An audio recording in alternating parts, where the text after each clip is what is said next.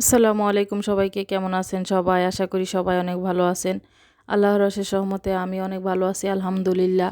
তো অনেকদিন পর আবারও আপনাদের সাথে কথা বলার জন্য চলে আসলাম। আপনারা হয়তোবা অনেকে বলতে পারেন যে আমি হঠাৎ করে মাঝে, মাঝে কোত্থেকে চলে আসি আবার ২-১ টা ভিডিও দিয়ে আবার কোথায় চলে যাই। আবার আমার কোনো আর খোঁজখবর নাই।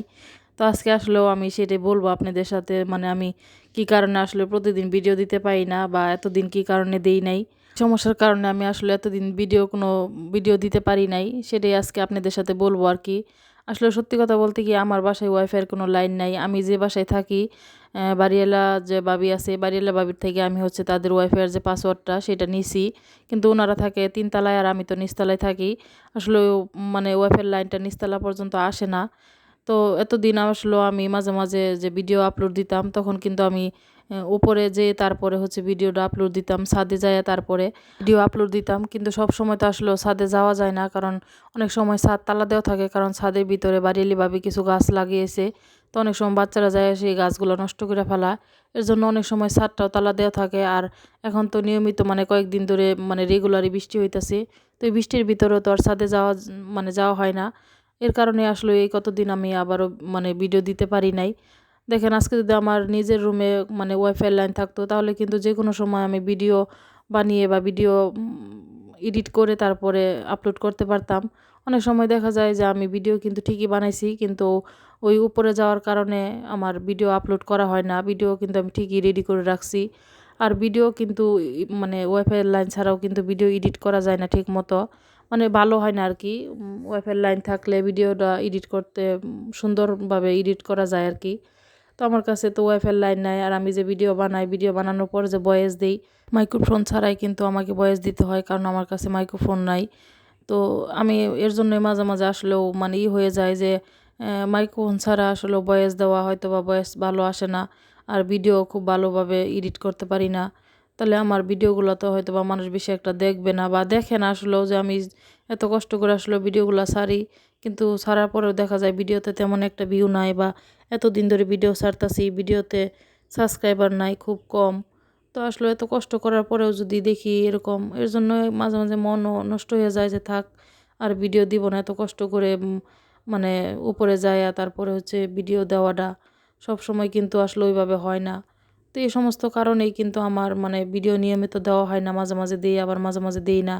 আর এই কারণেই কিন্তু আমি আসলে কোনো আপুদের ভিডিও দেখতে পাই না। কারণ আমার রুমে যেহেতু ওয়াইফাই লাইন নাই। যদি রুমের ভিতরে আমার ওয়াইফাই লাইন থাকতো তাহলে কিন্তু আমি ভিডিও অনেক সময় দেখা যায় কাজ করতেছি তারপরে ভিডিওটা ছাইড়া রাখলাম যে ওনার ওয়াচ টাইমটা পূরণ হয়ে গেল আর আমি ভিডিওটা দেখলাম লাস্টে একটা কমেন্ট করে দিলাম।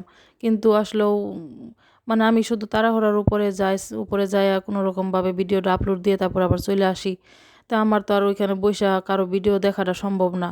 এর জন্যই হয়তোবা আমার ভিডিওতে ভিউ নাই বা সাবস্ক্রাইবার নাই। কারণ অনেক আপুরা তো আছে তারা অন্যদের ভিডিও দেখে, অন্যদের করে পাশে থাকে, তারা তার পাশে থাকে। তো আমি আসলেও কোনো আপুদেরই ভালোভাবে কোনো ভিডিও দেখতে পারি না। আর আপনারা হয়তোবা এটাও বলতে পারেন যে তাহলে তো মানে আপনি এমবি বইরাও করতে পারেন। আসলেও আমি যে এমবি ভরে তারপরে ভিডিও আপুদের ভিডিও দেখবো এরকম হয় নাই। কারণ তার কারণ আমি যে মোবাইল দিয়ে ভিডিও বানাই আমার সেই মোবাইলটাও নষ্ট বলতে এমনিতে সবকিছু ঠিক আছে কিন্তু মোবাইলের সিম ঢুকাইলে সিমের ভিতরে কোনো নেটওয়ার্ক আসে না। কারো সাথে কথা বলা যায় না আরকি। তো মেকানিক্সকে দেখাইছিলাম বলছে যে নেটওয়ার্ক আইসি চলে গেছে। তো আইসি লাগানোর পরেও আসলেও ফোনটা ঠিক হয় নাই। তাহলে আমি আর কি করব বলেন? আর কিছুই করার নাই। তো আমি আবার আজকে থেকে ভিডিও আপলোড দিব ইনশাআল্লাহ। নিয়মিত দেওয়ার চেষ্টা করব। আশা করছি সবাই আপনারা আমার পাশে থাকবেন। আর আমার ভিডিওর কোনো অংশ যদি ভালো লেগে থাকে তাহলে প্লিজ আমার চ্যানেলটাকে সাবস্ক্রাইব করে আমার ভিডিওতে একটা করে লাইক দিয়ে দিবেন। তো আপনাদের সাথে কথা বলতে, বলতে কিন্তু আমার এখানে রান্নাবান্না মোটামুটি কমপ্লিট হয়ে গেছে। তো আজকে কিন্তু আমি গরুর মাংস আর পোলাও রান্না করব। আর ভিডিওর শুরুতেই কিন্তু দেখছেন আমি গরুর মাংসটা হাতে মাখিয়ে তারপরে রান্না করে নিছি। খুব সুন্দর করে রান্না করছি আরকি। আমি কিন্তু এক চুলাতে মাংস বসিয়ে দিছিলাম আর অন্য চুলাতে কিন্তু কাবাব বানাবো, একটু কাবাবের জন্য মাংস বসাই দিছিলাম। বুটের ডাল আর মাংস আর সব মসলা দিয়ে তারপর আমি বসিয়ে দিছিলাম। তো এটাও কিন্তু হয়ে গেছে এখন। আর আমি কিন্তু ফাঁকে পোলাওটা রান্না করে নিছি। তো কাবাবের জন্য যে আমার মাংস দিয়ে বুটের ডাল দিয়ে রান্না করে নিছি এটা ঠান্ডা হওয়ার পরে আমি ব্লেন্ডারে দিয়ে খুব ভালো করে একেবারে ব্লেন্ড করে নিছি। আর আপনাদের যাদের কাছে ব্লেন্ডার নাই তারাও কিন্তু পাটাতে বেটেও খুব সুন্দর করে মিহি করে নিতে পারেন। তো এরপর হচ্ছে আমি এখানে কাঁচামরিচ আর পেঁয়াজ কুচি দিয়ে দিছি, তারপরে হাফ চামচ দিয়ে দিছি গরম মশলার গুঁড়ি আর একটা ডিম দিয়ে দিছি, দিয়ে খুব ভালো করে হাত দিয়ে মিক্স করে এখন হচ্ছে আমি কাবাবের মতো মানে কাবাব যে বানাবো শেপগুলা দিয়ে দিতেছি। তো আমি যেভাবে করে মানে হাতে নিয়ে একটু চাপ দিয়ে তারপর হচ্ছে কাবাবের শেপটা দিয়ে দিতেছি, আর সাইড দিয়ে যাতে করে ফেটে না যায় ওটা একটু খেয়াল রাখবেন। আর আপনারা চাইলে কিন্তু এখানে পুদিনা পাতা কুচি বা ধনিয়া পাতা কুচিও দিতে পারেন, কিন্তু আমার হাতের কাছে কোনোটাই ছিল না তাই আমি আর দিই নাই। আর আপনারা যদি এই কাবাবগুলো ফ্রোজেন করতে চান তাহলে এরকম করে বানিয়ে তারপরে ছড়ানো একটা প্লেটে রেখে ডিপ ফ্রিজে রেখে দিবেন 5-6 ঘন্টা। তারপর হচ্ছে যখন একটু শক্ত হয়ে যাবে তখন কিন্তু একটা বক্সে ভরে রেখে দিতে পারবেন, আর যে কোনো সময় বের করে তারপরে কাবাবগুলো ভেজে নিতে পারবেন। তো আমার কাবাবগুলো এখানে বানানো হয়ে গেছে, আমি এখন তেলে দিয়ে দিছি, কাবাবগুলো খুব ভালো করে ভেজে নিব। তো একটা পাশ মানে আমার ভাজা হয়ে গেছে, তো অন্য পাশ ভাজার জন্য আমি কাবাবগুলোকে উল্টে দিতেছি, আর কাবাবগুলো কিন্তু আমার খুব সুন্দর কালার আসছে।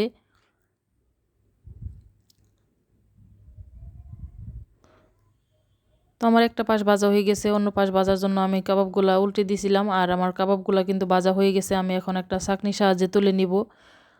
আমার কাবাবগুলোর কালার কিন্তু মাশাআল্লাহ অনেক সুন্দর আসছে।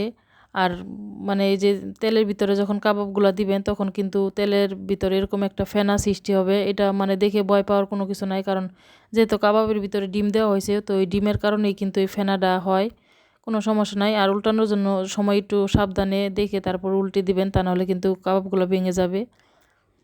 তো আমার রান্নাবান্না কিন্তু মানে শেষ, আর সবার খাওয়া দাওয়া শেষ। দেখেন সবাই খায় তারপরে হচ্ছে চলে গেছে, আর এখন হচ্ছে আমি খেতে বসলাম।